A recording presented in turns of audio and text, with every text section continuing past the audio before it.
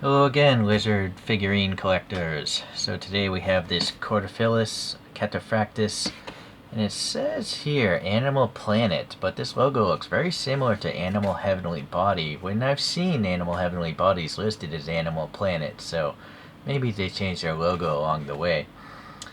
So this is better known as the Girdled Armadillo Lizard. I have two other ones I've done reviews on, but this looks like it might be the best one. For some reason it says 11th. I don't know if this is a limited edition. Maybe they've had 10 other limited figures. I don't know for sure. It's a big box though. It came with these plastic things to protect it in shipping, I guess, but I did open this. I want to inspect it, but just want to also show you guys how it comes. It comes taped. I cut that tape, obviously, and then it's got this big base. This is real wood. This is this heavy object here. It says Animal Planet. So apparently I got literally the last one. There's 200 of them. Interesting. So sorry, chances are you're not going to be able to find this. There's a little piece of clear plastic. Okay, let's get that off and see how shiny this piece of metal is. Some sort of stainless steel where they etched away the letters and then they put in black paint. So that's really high quality. Yeah, solid hardwood. Oak or maple, I don't know, but it's a dense wood. It's based on its weight. So now be careful when you pull out any of these resin figures. These hard polyurethane resins, they could break very easily. I've had several broken just from shipping. But I think if you snag something sharp onto the foam or the bag, it's gonna break.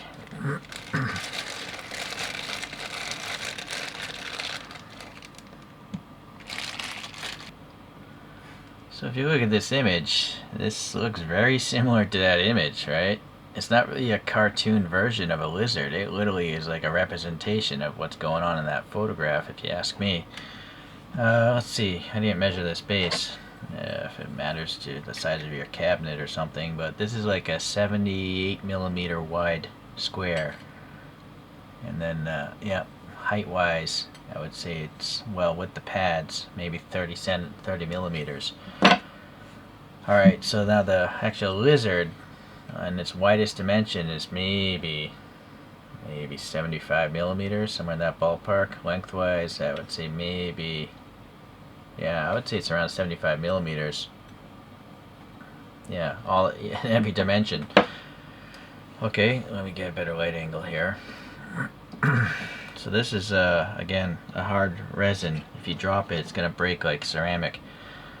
The base here, it's got a felt pad there, which I actually don't like because to put poster putty down, it's gonna tear that away. I've had that happen on some of my other figures. Removing poster putty will rip this off. Yeah, it's kind of weird, I think, to just have this loose here. If this was like PVC and it was durable, that's one thing, but it's not. So I almost feel like this should be glued almost to this, or just lose that. Oh well. Anyways, it's got this nice impression of like a rock. It's very well done. I mean, it looks like a rock. All these different color fades and stuff. And so they've managed to make this base mold exactly to the scales of the body, so that's really neat. And the scales themselves, you can see they're pretty dark brown in the crevices, and then they fade out to a like a tan color. So a lot of color transitions going on there. And then the sizing of the scales obviously varies quite a bit. Pretty wide in the back here, but then they're really small on the side. But then look at how they transform to these giant spiky segments for the tail. And then it is biting its tail. As you can see, it's got tiny little teeth in there. I guess the real lizard, it doesn't have like a pointed tail. It's like a, it looks a little pointier than that on the perimeter.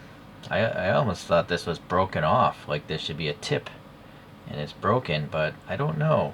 I don't know if this was broken and they just painted over it or what. Oh, I'm noticing this looseness here. The top of the head is a separate piece, see?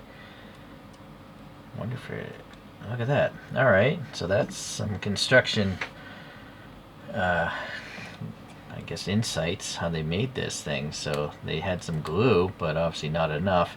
And you can just see this resin color. So this is what, I guess, polyurethane hard resin looks like. So these are like hand molded, I think, in silicone molds, like a garage kit they were called back in the day. Sadly they didn't paint any pink here. I think I can see the mouth is a little pink inside. They could have easily done it without the head, top of the head there. Alright, looking at the bottom of the head then. Yeah, same thing. Would have been nice to have pink. I guess you could add it yourself pretty easily if you pry this off properly. So I'm going to probably use silicone glue to glue that back. Look at the eyes though, really cool. I wonder if they're decals because they're so well done. The colors, it's very glossy. There's a square LED above us, so that's very glossy. See the pixelation? So I feel this is probably a decal, and I can only hope that it's under a clear coat, but I don't know for sure. And then you have this like a cream colored sclera there, and then the brown around that eye looks pretty nice.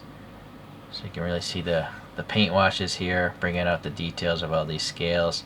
Different fading here, the nostrils, no paint though. Yeah, this looks like a dragon, right? But it's a real lizard. Interesting there, interesting there. Okay, so only that much glue was holding in place. It was like none put there, or not enough. Oh, I think what had happened is it grabbed the paint, but then the paint came off. No big deal, I'll fix it. Alright. So then you can see the claws here, very well detailed. The overlapping scales, some brown paint washes in there, very neat. And I can see a little bit of the belly scaling as well. And yeah, just well done. Alright.